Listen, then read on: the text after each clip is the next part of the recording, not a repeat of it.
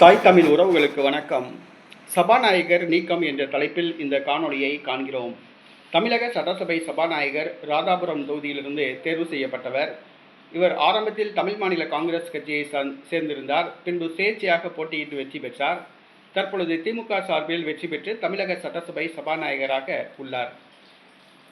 இவர் சபாநாயகர் பதவி மேல் விருப்பமில்லை, அமைச்சராக வேண்டும் என்றுதான் விரும்பினார். என்னவென்று சொன்னால், அமைச்சராக இருந்தால்தான் கோடி கோடியாக கொள்ளையடிக்கலாம். சபாநாயகர் என்பது வருமானம் இல்லாத பதவி. ஆகவே அவருக்கு சபாநாயகர் பதவியில் விருப்பமில்லை. தன்னை சபாநாயகர் பதவியிலிருந்து விடுவித்து அமைச்சர் பதவி வேண்டும் என்று நீண்ட நாட்களாக மு.க. ஸ்டாலினிடம் வலியுறுத்தி வருகிறார்.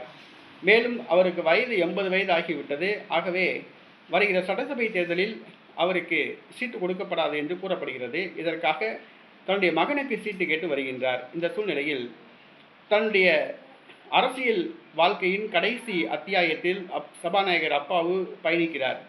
தன்னுடைய வாழ்க்கையில் ஒரு முறையாவது அந்த அமைச்சர் பதவியை பிடித்துவிட வேண்டும் என்று விரும்புகிறார். இன்னும் சட்டசபையின் ஆயுட்காலம் 9 மாதங்கள் தான் உள்ளது.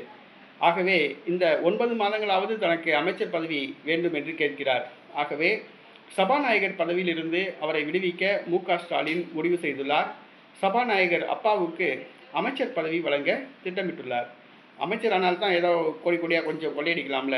கடைசி 9 வருஷம் ஒரு 1000 கோடி ரூபாயாவது கொள்ளையடிக்கலாம். அதனால் சபாநாயகர் பதவி கேட்குறாப்புல.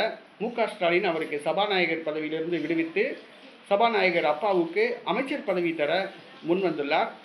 சபாநாயகராக நாடார் சமூகத்தை சார்ந்தவரே தேர்வு செய்யப்படுவார் என்று கூறப்படுகிறது. ஆக சபாநாயகர் அப்பாவு அமைச்சர் பதவியிலிருந்து நீக்கப்படுகிறார். சபாநாயகர் பதவியிலிருந்து நீக்கப்படுகிறார். அதற்கு பதிலாக அவருக்கு அமைச்சர் பதவி வழங்கப்பட உள்ளது.